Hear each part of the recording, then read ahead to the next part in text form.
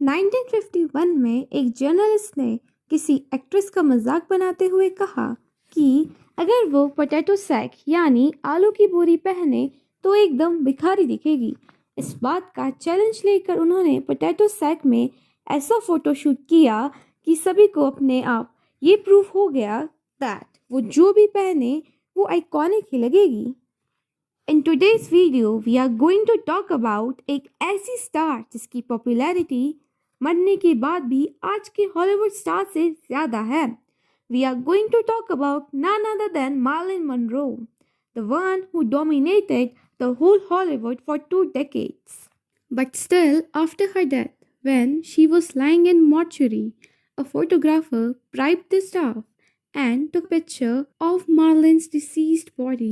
सोचो यार, किसी की privacy की कीमत 2 bottle of Scotch whiskey हो सकती है। क्या करें, मार्लिन का क्रेजी कुछ अलग लेवल का था। Please, a lady never admits her feet hurt. Chapter 1 traumatic childhood. उनका बचपन किसी सैड स्टोरी से कम नहीं रहा। उनका जन्म एक ऐसी दुनिया में हुआ जहां उन्हें अपनाने वाला कोई नहीं था। उनकी माँ ने उनका नाम नॉर्मा जीन रखा, लेकिन मनरो को ये नहीं पता था कि उनका फादर कौन है। ऊपर से उनकी माँ अधूरा रिश्ते और ख्वाहिश के चलते सीवियर स्किज़ोफ्रेनिया से पीड़ित थी, जिसके चलते मनरो का बचपन फॉस्टर केयर में बीता। उन्होंने पूरे 12 फॉस्टर केयर बदले, लेकिन उन्होंने फॉस्टर केयर में रहकर अपने इमोशन को पोर्ट्रे करना सीख लिया था। वो वैसे बिहेव करती जैसे सामने वाला चाहता था। One morning, I referred to the woman as Mama, and she said, "I'm not your mother. Don't call me mother anymore. Call me Aunt so and so." But the one I was concerned was her husband. I said, "But he's my daddy." She said, "No." Chapter 2 entry the care to Hollywood. Foster care से बचने के लिए उन्होंने 16 साल की उम्र में शादी कर ली, सिर्फ इसी उम्मीद में कि अब उनकी लाइफ स्टेबल हो जाएगी। लेकिन उनके किस्मत में एक आम हाउसवाइफ बनना नहीं, बल्कि एक हॉलीवुड स्टार बनना लिखा था। बदकिस्मती से वो समय वर्ल्ड वॉर 2 का था, जहां पर उनके पति एक सोल्जर बने। फिर घर चलाने के लिए उन्होंने एक मिलिट्री फैक्ट्री में काम करना शुरू किया, जहां पर एक आर्मी फोटोग्राफर ने उनकी मैग्नेटिक चार्म को देखा और उनके पिक्चर यूएस आर्मी के यांग द आर्मी वीकली मैगजीन में पब्लिश करी, जो कि हिट साबित रही। वहां से उनका मॉडलिंग करियर शुरू हुआ। वो इतनी फेमस थी कि ज़माने के सबसे बड़े और पावरफुल प्रोड्यूसर हॉवर्ड भी उनके दीवाने थे, जिसका मौका उठाते हुए उन्हें 20th सेंचुरी फॉक्स ने साइन किया और मनरो को अपनी पहली मूवी मिली।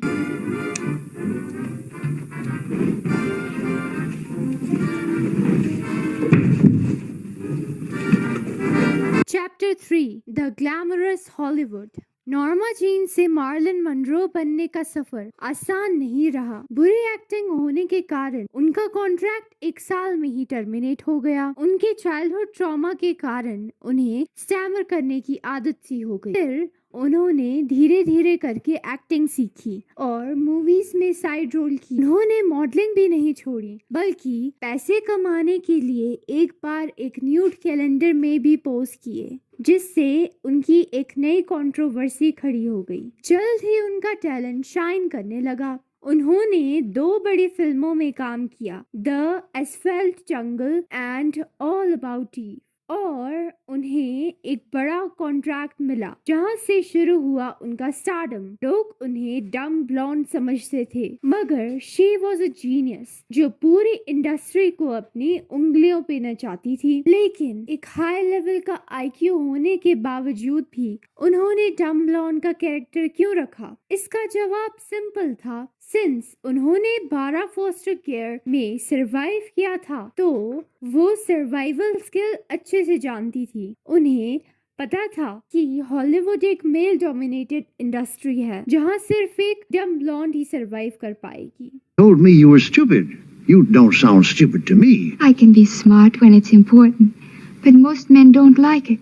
Chapter 4 the dark end. Marilyn की कहानी एक फेरी टेल से कम नहीं है। कैसे एक आम लड़की हॉलीवुड की बिगेस्ट स्टार बन गई, लेकिन फेरी टेल की तरह इसकी हैप्पी एंडिंग ना हो पाई। साइकोलॉजी में दो टर्म है, smiling depression and sad clown. ये मार्लिन की कंडीशन को समझाते हैं। So number 1, smiling depression. ये एक ऐसी मेंटल स्टेट है जहाँ इंसान बाहर से दुनिया के सामने बहुत खुश रहता है, मगर अंदर से टूटा हुआ होता है। इसका क्लासिक केस हुआ था 1962 में। मार्लिन की मौत से ठीक 2 हफ्ते पहले उनका पूल साइड फोटोशूट हुआ, जहाँ वो काफी चेयरफुल लग रही थी। कैमरा के सामने वो सबसे खुश मिजाज या happiest woman in the whole world लग रही थी। लेकिन कैमरा ऑफ होते ही उनके एक्सप्रेशन बदल गए और वो ग्लूमी दिखने लगी। ये सब कुछ हॉलीवुड के मशहूर फोटोग्राफर लॉरेंस ने अपनी डायरी में लिखा। उस फोटोशूट के 5 दिन बाद मार्लिन अपने कमरे में बेहोश मिली, क्योंकि उन्होंने स्लीपिंग पिल्स का ओवरडोज ले लिया था। उनका लास्ट इंटरव्यू, जो कि लाइफ मैगजीन में पब्लिश हुआ, जहां उन्होंने जर्नलिस्ट रिचर्ड का वेलकम हेलो बोलकर किया, उनका टोन इतना वार्म था कि कोई बोल ही नहीं सकता था कि शी वॉज डिप्रेस्ड। अब बात करते हैं नंबर 2 पॉइंट की,